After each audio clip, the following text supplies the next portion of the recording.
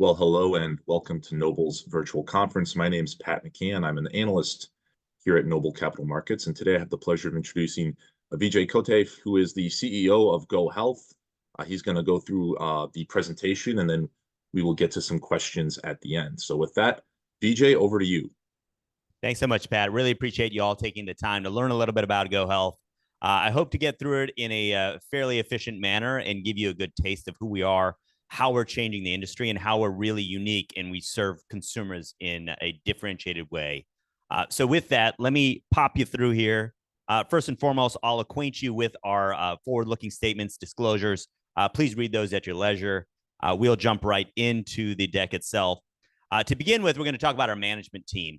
And this team has been specially assembled for the task at hand. We have unique experiences within the Medicare space, unique experiences within online marketplace environments that are consumer-centric. And you can see that with Mike Hargis, with his experience at LifeLock and other places as well. We've got a very seasoned team that has experience in public company and doing broad-based consumer marketplace marketing with Steve Moffitt and Katie O'Halloran. And then Allison and Brad bring a very systematic, long-range experience of large company and healthcare experience. So all very valuable for us. And what you'll also see uniquely on the page is that both Mike Hargis and myself have the little green moniker next to ours, that we became licensed agents. I became a licensed agent in late 2022, as well as Mike Hargis soon thereafter, so that we could truly get the same training and experience of our agents who help support consumers every day. And what we do with that is we learn through our trainings that we do every year, new and unique ways that we can approach the business. And I think that's a value-added bonus for us.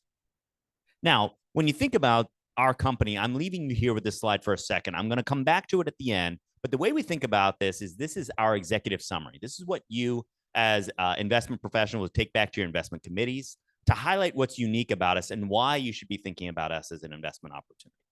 So I'll go through it at the end, but this is the highlights. It will be the general flow of how we discuss today, and then we'll more substantively describe these at the end one more time. Now, if you think about the organization, there's a key metrics that make sense, but at a high level, we're serving the Medicare community. And the Medicare community is made up of 65 million individual Medicare consumers. And within that, over half of them have selected Medicare Advantage plans. So think about 30 million consumers are on Medicare Advantage plans today. And of all of the 65 million, we've had over 30 million individual interactions with consumers that triangulate to approximately 10 million unique individuals. I know a lot of stats there, but this is the largest data set of anybody in the industry. We've interacted with more Medicare consumers than anyone else. And ultimately, when you think about what we did just last year, we touched over 2 million Medicare eligibles, and we enrolled over 800,000 consumers into Medicare Advantage plans. Again, industry leading, and then delivering over $735 million in revenue, $75 million in adjusted EBITDA, and then most uniquely within the industry, generated over $109 million in cash flow from operations. This is not only unique for us specifically as to what we've been able to do with our turnaround over the last couple of years, but more specifically within the industry, no one else is even near cash flow break even, or at least they're getting close to it now. We got there in 22, and now we've generated over $109 million, which from 2022, 2021, that's over $400 million in improvement in cash flow from operations. So a significant metric for us. As you think about what makes GoHealth unique and different, we can talk about the industry overall, but what you'll see is that we have a built-for-purpose platform, and it's built for the purpose of really driving a high-value, personalized experience for the consumer. And what that means is that you need to have enough at-bats. We have to have really high-trained agents and associates who can build that platform. And then we have so much tech behind it that is proprietary, that's unique, and built to deliver a consistent experience for each consumer, regardless of how they access us and regardless of which agent they speak to. That is what's really critical and really a considerable moat or competitive advantage for us. We have both talented associates as well as unique differentiated technology that only comes with time. And once you get to scale, as we do, you get significant overall market position with the health plans. And when you have that position with health plans, you can obviously open the door to innovative relationships, different structures, products, and opportunities that we'll highlight a little bit further as we go along. And then finally, by doing all of that and having a strong focus on our operating model, thinking about the money you have, not the money you hope to have, and spending what you've got, we've been very adept at being able to respond to market dynamics and then deliver a strong financial position as a company. If you think about the Medicare Advantage market overall, as I highlighted, 65 million beneficiaries, half of those are on Medicare Advantage plans now. And as the market continues to develop, you're seeing more switchers than new enrollers, though the overall market is growing at 11,000 consumers a day. And if you think about how that breaks down, there are two major product categories within Medicare. So of the 30 million, you have some that are on what you call special needs plans, and those are on the traditional Medicare Advantage plans. Special needs plans are those plans that you maybe have multiple chronic conditions, maybe you're diabetic, maybe you have congestive heart failure, something like that, that qualifies you for a unique plan set. You might also just be low income on Medicaid as well as on Medicare. That might qualify you for a special needs plan. But the unique part for the health plans is that there's a very distinct difference in the profitability of those plans for the health plan on a SNP, consumer on a SNP plan versus those not on a SNP plan. And so a SNP plan has 3 times the margin profile for the consumer, for the health plan, that a non-SNP plan does. And what is unique about GoHealth is that we're able to differentially attract populations who are in the SNP category. So those who have low income or specialized needs come to us because of the way we market, but more importantly, because of the technology we deploy against our agents who know this population well. So we have the key questions, we have the key issues that are relevant for that population.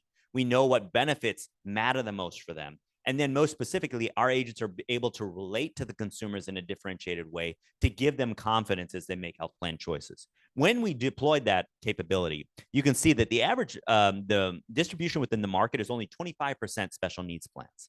But GoHealth delivers 42% special needs plans.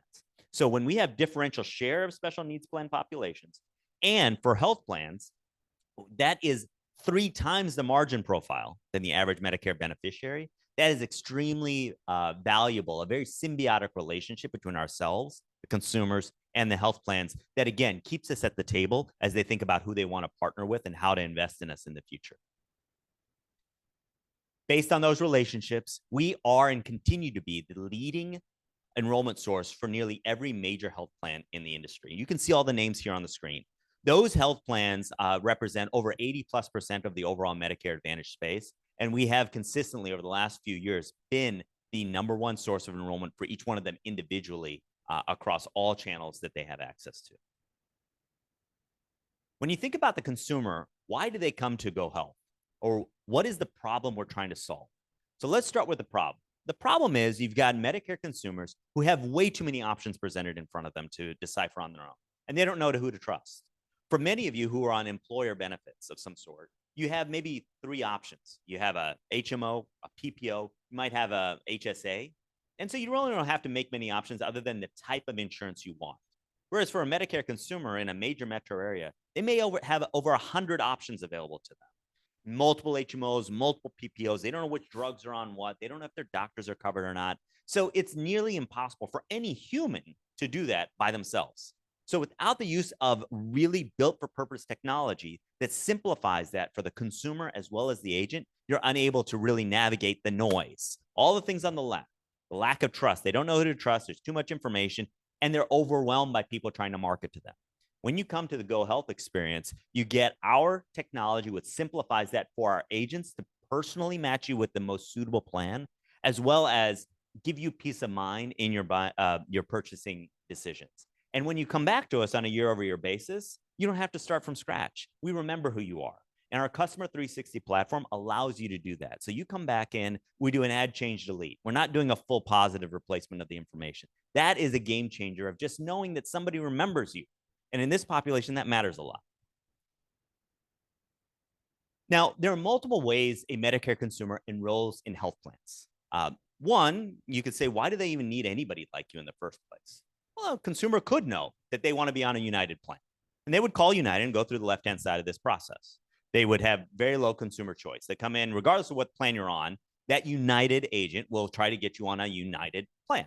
So you don't get any other health plans offered. They really don't have much technology because they only need to know the 4 to 5 plans that they offer. And then I'll highlight what a plan fit checkup is later. But ultimately, if you're on a plan other than United in that instance, and that is actually the best plan for you, that agent is not motivated to tell you that. That agent is motivated to get you on a United plan. So that's why that says low on an unbiased plan fit checkup, because they are biased. Now, if you go through the center, this is the most, I think, interesting insight about the distribution space. A consumer goes through an independent agent.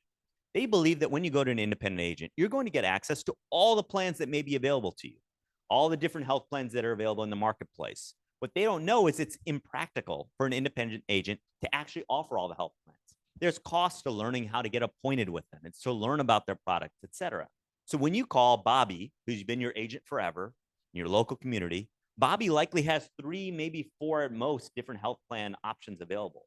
And Bobby gets you on the best plan that's available within that mix. And again, Bobby's only incentivized to enroll you in a new plan other than the one you're on, because that's the only way Bobby gets paid. So when you think about the dynamics, again, consumer choice, slightly better than going to an individual health plan. Technology, again, very limited. That's why they don't offer so many products, because there's only so much they can understand and convey. And then again, they're not incentivized to tell you you're on the right product. They're only incentivized to get you in a new product, because that's how they get paid. Now, let's move to the far right, the GoHealth experience. We have intentionally made sure we're all green, right? So we designed the slide this way so it works such that, but it's also true. We offer all the major health plans in the country. Again, like I said, over 80+% availability of health plan options. Second, technology assistance. I've already really stressed how our proprietary plan fit tool and matching methodologies give the consumer access to navigating all the plan options based on their unique assessment of needs. And we'll talk about that in a second. But most importantly, at the end, we have unbiased plan fit checkups. So if a consumer comes in, regardless of the relationship we've had with them in the past, and we assess that the plan they're on is one of the top 3 based on our proprietary ranking logic, then we will tell them to do nothing. And we pay our agents to do that. Nobody else in the industry is doing it. And that allows us to truly build trust with the consumer. Now, we've been continuously to morph and evolve as a company. And that's something that's going to never change, because the Medicare space is cyclical. And we need to understand the cyclical nature of it. But one thing holds true, and that is one of the highlights you'll see at the top of this chart of GoHealth Today. GoHealth Today is 100% consumer-centric. We do what's right for the consumer first. And so let me give you a double click on that. There are 3 primary constituents in this business. There are brokers like us, there are health plans, and then there are consumers. The typical dynamic with brokers and consumers and health plans is that brokers bring consumers to health plans. Simple enough. The customer in that environment for that broker is who? It's the health plan. In our environment, though the health plan still writes our commission checks, et cetera, for us, we flipped it. We say we bring health plan options to consumers. The consumer is the customer. When you say that emphatically and build all your processes around it, it does change the way you behave. It means you don't care who pays you more or less. You're really driving to what's best for the consumer above all else. If somebody wants to pay you more, you're not going to give them more enrollment. You're only going to do it if they win. And they should love that too, because if they invest in benefits, they should win. And if they don't, they should expect to lose. That's a fair and open playing field. And that's what we deliver. Our standardized platform enables us the right to be efficient in making changes. The Encompass model we've deployed, that workflow is one that we can replicate and we can modify and then deliver at scale. So we can make adjustments because all of our agents are following this model, and we're able to deliver high value compliance as well as a consistent experience for the consumers. And then we've been able to ensure that we have access to all the relevant health plans for the consumers. And more specifically, because we've been as efficient as we can in our operations, as well as we've redesigned our contracts, we're in a very cash efficient business that, as I said earlier, has already swung between fiscal year 2021 to fiscal year 2023, over $400 million of improvement in cash flow from operations. Now, as you think about that experience, and you'll see this is a flywheel circle of sorts, it's a continuous relationship. And why I say that is that we are not an enrollment company. We're an engagement company. And we are to our own definitions, the leading Medicare engagement company there is out there today. And that starts at the beginning. So at the step one, you can see here the shopping process. We make sure a consumer, when they come in, they have a verification of intent to shop and that their eligibility to actually participate in a new Medicare Advantage plan. Then we look at them, and this is where that real personalization happens. We ask a very specific set of questions, almost conjoint style, of what things are most important to you to be able to prioritize your specific needs, and then fit that through our proprietary logic to say, for you in this geography, based on your demographics and our experience, we are able to predict which plans we think will be a best fit for you. And that is, again, this is where you get into, I don't like to use the terms liberally, AI and automation, et cetera, but this is where our predictive logic is coming in play. We see that consumers who are like you, have your needs, tend to retain better in policies that are like our forced logic that we put in place. And that may not be the same for the person who lives right next door to you. That's the personalization. That's the ability to use the data that we built. Like I said, over 30 million interactions to deliver that unique matching mechanism. Then you confirm it. You want a real-time QA to confirm that the intent of the consumer is being met and they understand what's going to happen next. That's live QA, again, unparalleled in the industry. And then finally, you want to activate. That is, we know the benefits that the consumer is enrolling or switching plans because that motivated that. We want to make sure they have access to that. And the key is to do that at the end of the call, to check in with them again within 30 days, and to try to do it again in 90 days. We know the number one dissatisfier for most consumers is the benefit they changed plans for didn't end up working the way they thought. Transportation benefit. They didn't know that they had to call 72 hours in advance for access to the transportation benefit. They didn't know which ways they could use their flex card or their grocery card. If they don't know how to access those, then they get very dissatisfied quickly and they disenroll quickly. So we really engage in that. And then access is the customer 360 element, as I described. Proactively interacting with the consumer on an annual basis, or at least attempting to enable them to check their options and to re-verify that they're on the right plan for them and not have to start from scratch over and over and over. So we believe this is that continuous process. You get them in, you build true trust, and you're able to do all of this and then repeat it year after year. Now, here's an example of how Plan Fit Checkup actually works. Now, the scenario we've got here on the left is Marcus, on the right is Anne. When you think about this, Marcus is on a subpar product. He calls a traditional broker. He gets enrolled in a new product. He has high satisfaction. Calls GoHealth. Also, he was on a subpar product. He's going to get enrolled in a new product, and he's going to have high satisfaction. Anne is really the exemplary case. Anne comes in. She's on a pretty good plan. So she calls in. A traditional broker, like I said earlier, is incentivized to do only one thing: enroll her in a new product. So they do. Now with GoHealth, though, she's on a great product. We've never spoken to her before. We tell her to do nothing. She got a Plan Fit Checkup. You're on the right plan. Stay with where you're at. Now that, we believe, builds long-term trust. Very few people understand. Very few people encounter entities who are for-profit that just do the right thing. And we prove we do. Why do we do that? It's because we're trying to build a longitudinal relationship with Anne. We want to be her partner in her Medicare experience for the next 20 years, not just this one interaction. So we're willing to pass on one enrollment opportunity because we've got 4 to 5 remaining that we think that will likely happen because her natural needs change. You shouldn't always stay on the same plan for 20 years. Your health needs change. You move places. There's a lot of things that happen in our life, and we should have a trusted partner who can facilitate that process over the years. And so this is that journey that we have 20 potential experiences, 3 to 4 times Anne's going to make a change, and we just need to be her source for that trusted experience to get her in the right product at those times. And that more than covers the cost of maintaining the relationship as well as the cost to get the lead in the first place. Now, let me hit the investment highlights again. A lot of information I've thrown at you.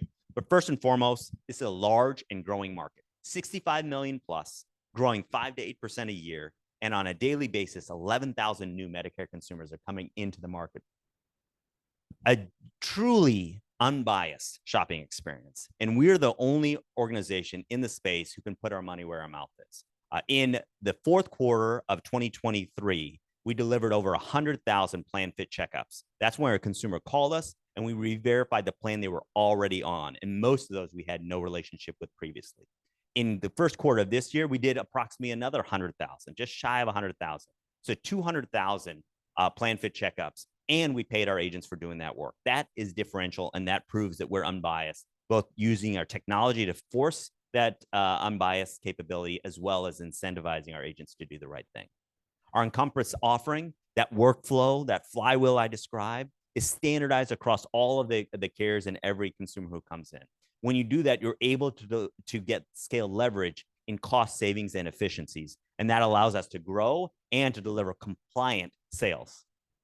Proprietary tech and data platform, I can't stress it enough. It is the foundation upon which we are enabled the right and opportunity to innovate and do new and different things. Encompass was new when we came up with it, and nobody done it before. And now Plan Fit Saves and checkups are just as unique and differentiated. And it's only because of our unique and proprietary technology that is underpinning all of that. Our experience management team, internal marketing engines where we can control the lead sources and the mix, so it's done in a proprietary and really compliant manner.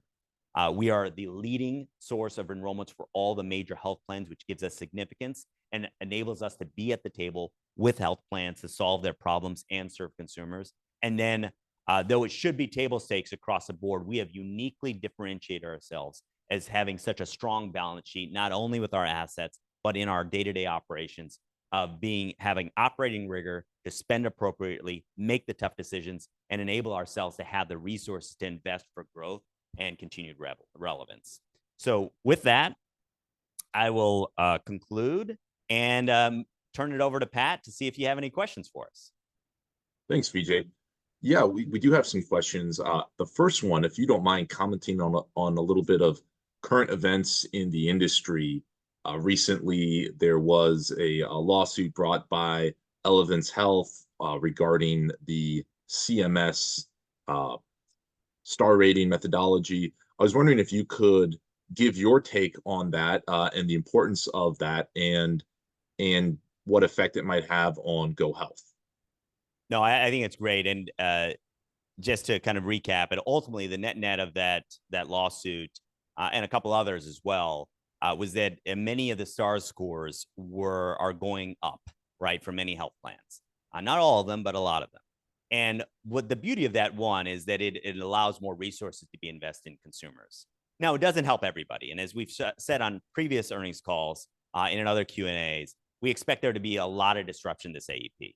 This doesn't change that. I think what it does enable is that there can be some better options for those who are disrupted to join other health plans.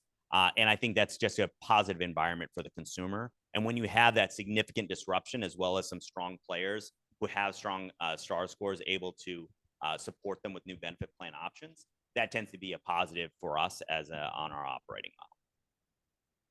Got it. And then another question had to do with the Plan Fit checkup reimbursement.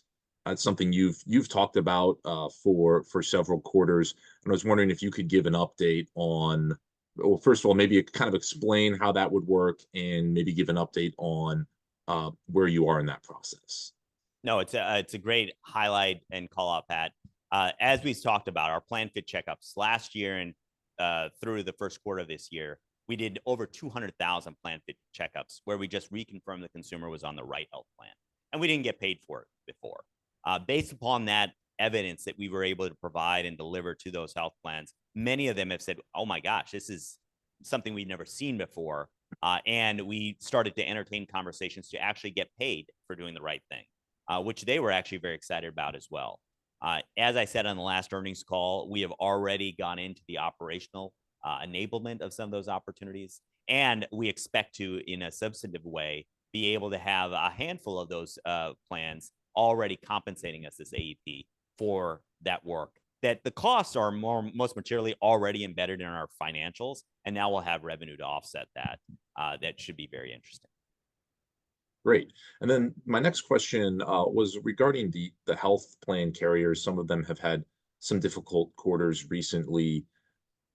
There seems to be the potential for that to lead to more plan changes, plan disruption. Could you comment on that and how that how that might affect your business? Is that the right way to read it? Do you expect more plans switching in the upcoming enrollment periods? Yeah, no. So as as you may recall, I just described there are three likely market scenarios in any given year, right? You can have a year where it's a land grab and everybody feels like their reimbursements are strong and they're investing in benefits and everybody's benefits are staying the same, if not getting better. So that's one opportunity. And that's generally what it was probably prior to 2023 AEP. Think about 19, 20, 21, and even going into 22 was more of that dynamic. The second scenario is more of what happened in 2023, that people are trying to figure it out. They feel like the reimbursements aren't staying aligned with their experience and their claims expense. And so they kind of hold serve and start to signal that their benefits are going to get a little worse or not get any better. That's what happened in 2023. And 2023 was one of those years where we had a lot of shoppers, but not a lot of switching, which we predicted and we expected, but that's exactly what happened. As you come into the 2024 environment, it's the third scenario where you have a lot of disruption because some health plans aren't doing great. They're disrupting and taking benefits down. And these are not insignificant players in the industry. And when they do that, what it does is it generates shoppers that may have set it and forget it 3 years ago, right? They bought a product that had only been getting better. They enrolled in it and they haven't been shopping. But now we have indications from some health plans they're going to exit some products and or significantly degrade those products. So you're going to have shoppers that haven't been shopping for the last couple of years come back in the shopping landscape. You're going to have those who naturally shop every year have a justified reason when they shop with us to switch. And then you're going to have new populations. For example, even in the supplement markets, I'm sure you've tracked that as well. Supplement premiums are expected to go up 20 to 25%. That's 20 to 25% could be up to $100 a month for a Medicare consumer. So we expect to have new populations likely shopping this year. So in that third scenario of market dynamics, that's what we're expecting to see here in 2024. So it generally would result in high disruption, more shopping, and more importantly, switching that goes along with that. Excellent. And we are running a little low on time, but I did want to get in another question about special needs plans. You've mentioned that that's a core competency somewhere where you feel that GoHealth has some strength. Could you talk a little bit more about what the advantages are to having a strong competency in special needs plans? Yeah, one, it's the population can use the help the most, right? From a Medicare Advantage standpoint, they need the benefits. That's why there are more benefits available. It's more stable general reimbursement for the health plans as well. And what GoHealth is uniquely able to do is that we're able to attract those consumers and then relate to them, answer their detailed questions about what plans and benefits matter to them. And so they can feel comfort in the different plan options they have. They also shop the most. They have more shopping opportunities per year, on average, at least 4 throughout the year, to be able to shop and switch plans to make sure that whatever their current needs are being met by their current plan. So our ability to, one, verify their eligibility to shop, 2, to match their very unique needs and answer the unique questions that relate to their special conditions, and then be able to facilitate enrolling them into health plans where the health plan also gets differential reimbursement and differential margins. It's a very symbiotic relationship that our trained agents and our technology tools are built to uniquely serve. And so that's why we have consistently been one of the highest sources of special needs populations, in addition to being the largest source of enrollments for most of the major health plans in the country. Great. Well, Vijay, thank you so much for the presentation and for joining us for the conference. We really enjoy having you. Thanks, Pat. As usual, you always do a great job. Great questions. I look forward to seeing you soon. Appreciate it.